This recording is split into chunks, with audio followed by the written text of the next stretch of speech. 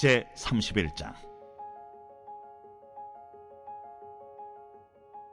여호와께서 모세에게 말씀하여 이르시되, 이스라엘 자손의 원수를 미디안에게 갚으라.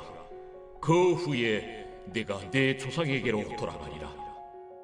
모세가 백성에게 말하여 이르되, 너와 함께 있는 사람들 가운데서 전쟁에 나갈 사람들을 무장시키고 미디안을 치러 보내어 여호와의 원수를 갚되 이스라엘 모든 지파에게 각 지파에서 1000명씩을 전쟁에 보낼지니라.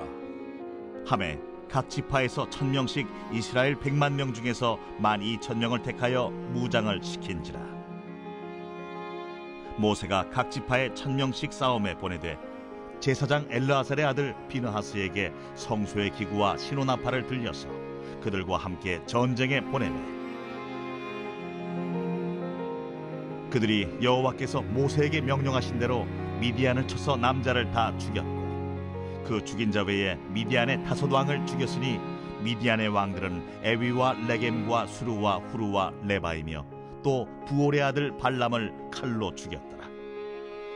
이스라엘 자손이 미디안의 부녀들과 그들의 아이들을 사로잡고 그들의 가축과 양떼와 재물을 다 탈취하고 그들이 거처하는 성읍들과 촌락을 다 불사르고 탈취한 것, 노략한 것, 사람과 짐승을 다 빼앗으니라. 그들이 사로잡은 자와 노략한 것과 탈취한 것을 가지고 여리고 맞은편 요단강가 모압 평지의 진영에 이르러 모세와 제사장 엘르아살과 이스라엘 자손의 회중에게로 나아오니라. 모세와 제사장 엘르아살과 회중의 지도자들이 다 진영 밖에 나가서 영접하다가 모세가 군대의 지휘관 곧 싸움에서 돌아온 천부장들과 백부장들에게 노하니라. 모세가 그들에게 이르되, 너희가 여자들을 다 살려두었느냐? 보라, 이들이 발람의 꾀를 따라 이스라엘 자손을 부올의 사건에서 여호와 앞에 범죄하게 하여 여호와의 회중 가운데 연병이 일어나게 하였느니라. 그러므로 아이들 중에서 남자는 다 죽이고 남자와 동침하여 사내를 아는 여자도 다 죽이고 남자와 동침하지 아니하여 사내를 알지 못하는 여자들은 다 너희를 위하여 살려둘 것이니라. 너희는 2일 동안 진영 밖에 주둔하라. 누구든지 살인자나 죽임을 당한 사체를 만진 자는 셋째 날과 7째 날에 몸을 깨끗하게 하고 너희의 포로도 깨끗하게 할 것이며 모든 의복과 가죽으로 만든 모든 것과 염소털로 만든 모든 것과 나무로 만든 모든 것을 다 깨끗하게 할지니라. 제사장 엘르아살이 싸움에 나갔던 군인들에게 이르되, 이는 여호와께서 모세에게 명령하신 율법이니라. 금, 은, 동, 철과 주석과 납 등에 불에 견딜 만한 모든 물건은 불을 지나게 하라. 그리하면 깨끗하려니와 다만 정결하게 하는 물로 그것을 깨끗하게 할 것이며 불에 견디지 못할 모든 것은 물을 지나게 할 것이니라. 너희는 7째 날에 옷을 빨아서 깨끗하게 한 후에 진영에 들어올지니라. 여호와께서 모세에게 말씀하여 이르시되, 너는 제사장 엘르아살과 회중의 수령들과 더불어 이 사로잡은 사람들과 짐승들을 계수하고 그 얻은 물건을 반분하여 그 절반은 전쟁에 나갔던 군인들에게 주고 절반은 회중에게 주고 전쟁에 나갔던 군인들은 사람이나 소나 나귀나 양떼 500분의 1을 여호와께 드릴지니라. 곧 이를 그들의 절반에서 가져다가 여호와의 거제로 제사장 엘르아살에게 주고 또 이스라엘 자손이 받은 절반에서는 사람이나 소나 나귀나 양떼나 각종 짐승 50분의 1을 가져다가 여호와의 성막을 맡은 레위인에게 주라. 모세와 제사장 엘르아살이 여호와께서 모세에게 명령하신 대로 하니라. 그 탈취물 곧 군인들의 다른 탈취물 외에 양이 67만 5천 마리요, 소가 7만 2천 마리요, 나귀가 6만 1천 마리요, 사람은 남자와 동침하지 아니하여서 사내를 알지 못하는 여자가 도합 3만 2천 명이니 그 절반 곧 전쟁에 나갔던 자들의 소유가 양이 33만 7,500마리라. 여호와께 곡물로 드린 양이 675요 소가 36,000마리라 그 중에서 여호와께 곡물로 드린 것이 72마리요 나귀가 35,500마리라 그 중에서 여호와께 곡물로 드린 것이 61마리요 사람이 16,000명이라 그 중에서 여호와께 곡물로 드린 자가 32명이니 여호와께 거제의 곡물로 드린 것을 모세가 제사장 엘르아살에게 주었으니 여호와께서 모세에게 명령하심과 같았더라. 모세가 전쟁에 나갔던 자에게서 나누어 이스라엘 자손에게 준 절반 곧 회중이 받은 절반은 양이 33만 7,500마리요 소가 3만 6천마리요 나귀가 3만 500마리요 사람이 16,000명이라. 이스라엘 자손의 그 절반에서 모세가 사람이나 짐승의 50분의 1을 취하여 여호와의 장막을 맡은 레위인에게 주었으니 여호와께서 모세에게 명령하심과 같았더라. 군대의 지휘관들 곧 천부장과 백부장들이 모세에게 나와서 모세에게 말하되 당신의 종들이 이끈 군인을 계수한즉 우리 중 한 사람도 충나지 아니하였기로 우리 각 사람이 받은 바 금패물 곧 발목걸이, 손목걸이, 인장반지, 귀고리, 목걸이들을 여호와께 헌금으로 우리의 생명을 위하여 여호와 앞에 속죄하려고 가져왔나이다. 모세와 제사장 엘르아살이 그들에게서 그 금으로 만든 모든 폐물을 취한즉 천부장과 백부장들이 여호와께 드린 거제의 금의 도합이 16,750세겔이니 군인들이 각기 자기를 위하여 탈취한 것이니라. 모세와 제사장 엘르아살이 천부장과 백부장들에게서 금을 취하여 회막에 드리 여호와 앞에서 이스라엘 자손의 기념을 삼았더라. 오늘 우리가 함께 나눌 말씀은 민수기 31장의 말씀입니다. 민수기 27장부터 30장까지는 이스라엘 백성들이 가나안 땅에서 지켜야 할 각종 제사법과 규례들을 기록하고 있습니다. 이제 오늘 31장에서는 가나안 땅을 정복하기 전에 하나님께서 이스라엘 백성들이 해결해야 할 마지막 임무를 명령하십니다. 1절부터 2절까지의 말씀인데요. 여호와께서 모세에게 말씀하여 이르시되 이스라엘 자손의 원수를 미디안에게 갚으라.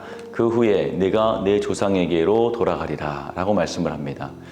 약속의 땅 가나안으로 들어가기 위한 조건이 있다고 말씀하시는 것이죠. 그 조건은 한마디로 말하면 원수를 갚으라는 것입니다.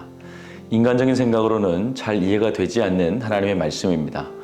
원수를 사랑하고 그를 위해서 기도해 주라고 하셨던 주님께서 이제는 원수를 갚으라고 말씀만 하시는 것이죠.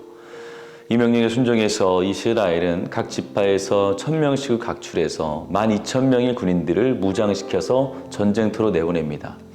이 전쟁에서 이스라엘의 군대는 발람 선지자를 포함하여 미디안의 5왕과 미디안 군사들을 멸절시킵니다.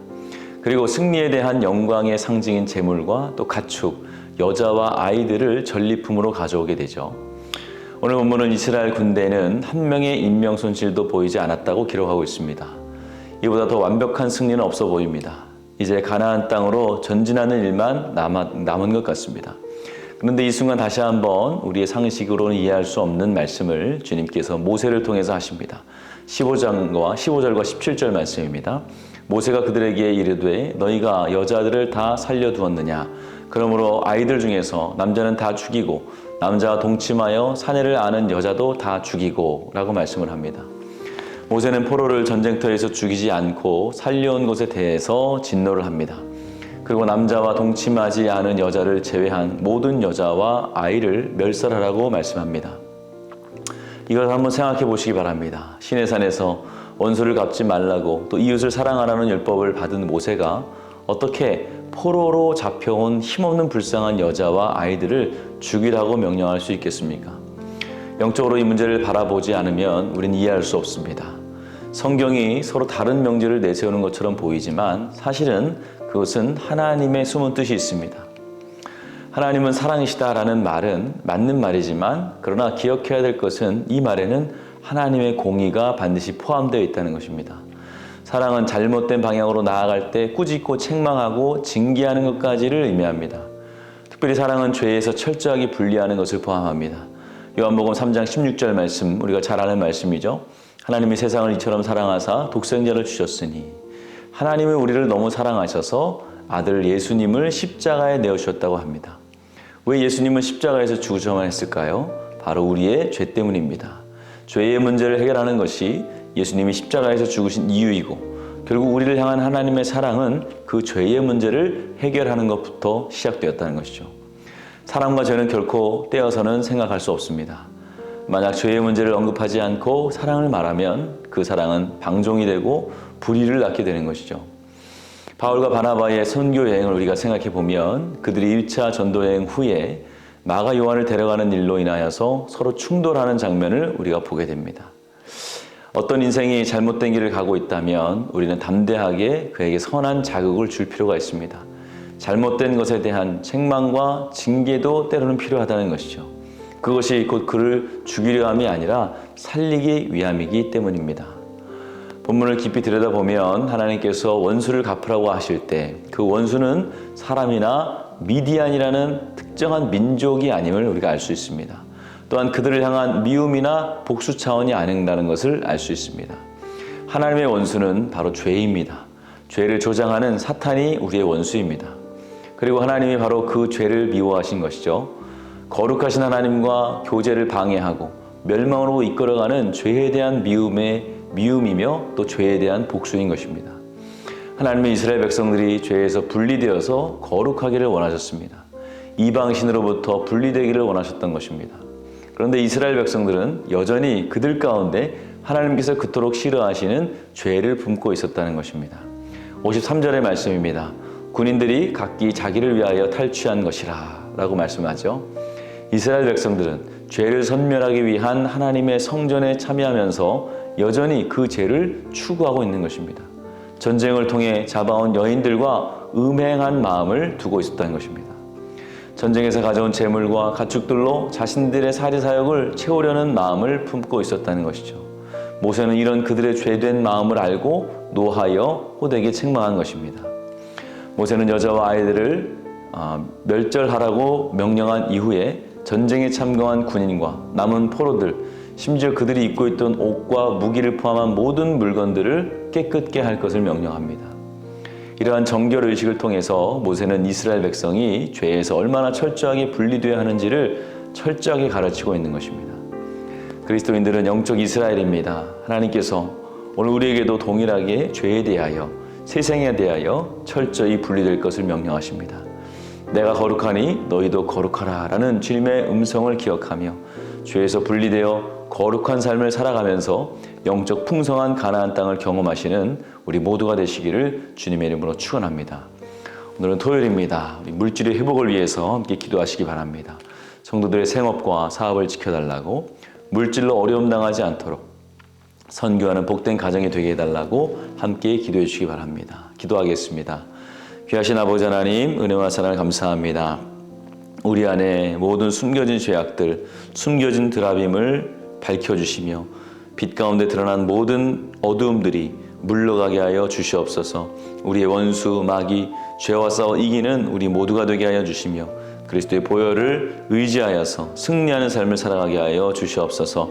우리 가운데 연약한 분들 있습니다. 몸이 아프고 병원에 입원하고 마음과 생각이 아프신 분들 있습니다. 주여 기억하여 주시옵소서. 암투병 중에 계신 분들 깨끗이 나음을 얻게 하시고 재발한 모든 암들이 깨끗이 소멸되게 하여 주시옵소서. 연로하신 분들 주님께서 기억하여 주시사 단 한 번도 병들어 누워있지 않게 하시고 주님 만나는 그날까지 걷다가 주님 만날 수 있는 강건함을 허락하여 주시옵소서. 담임 목사님 말씀을 사역하실 때마다 성령의 충만함을 더하여 주시고 말씀을 통하여 듣는 모든 이들의 마음이 열리며 부서지며 깨어지는 또 회개하는 귀한 역사가 있게 하여 주시옵소서. 특별히 조봉옥 장로님 주님께서 함께하여 주셔서 배의 모든 염증이 사라질 수 있도록 축복하여 주시옵소서. 예수님의 이름으로 기도하였습니다. 아멘.